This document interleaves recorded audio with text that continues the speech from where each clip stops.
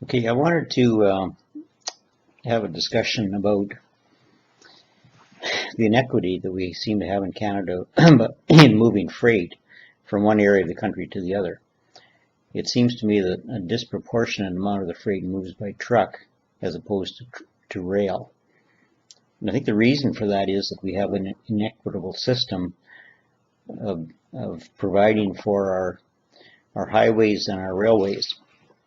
The railways are privately owned, and so when the railways charge for moving freight, they have to charge an amount that will ensure that they recover the cost of building and maintaining their railways.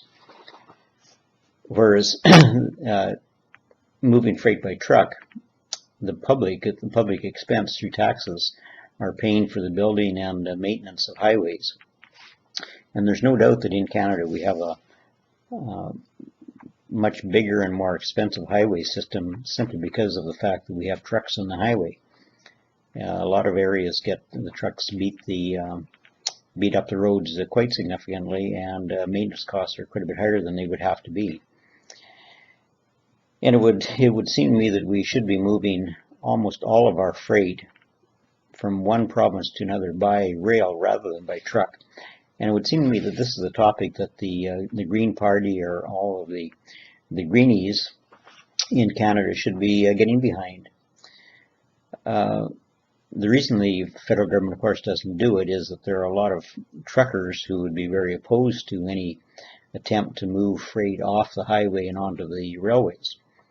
And so it wouldn't be a very good thing to do politically.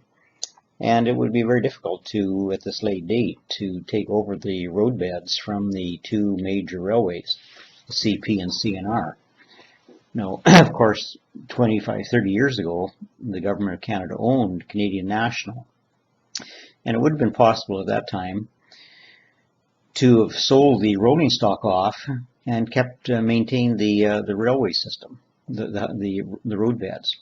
And so it would have been possible at that time then for the Potash Corporation of Saskatchewan, as an example, to have bought rail cars and a locomotive and move their own potash to the west coast. Same thing with the Canadian Wheat Board. They in fact did own many of the cars. All they would have had to do was buy some diesel engines, locomotives, and transported their own grain to the west coast or to the east coast.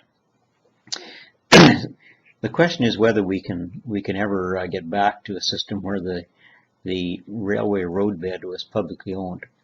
It would be difficult to do because the railways, of course, would be reluctant to see competition open up for them in moving freight by rail, because it would mean that Potash Corp and coal companies and everybody else would be free to do the same thing.